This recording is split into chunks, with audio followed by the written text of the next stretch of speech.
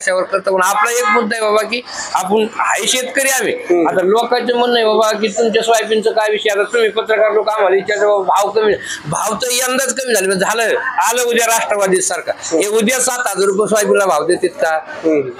आता तुम्ही सांगा बरं राष्ट्रवादीला आले ते 7,000 ते तर देणारच नाही आणि याच्या आधी कधी द्यायला बी नाही ते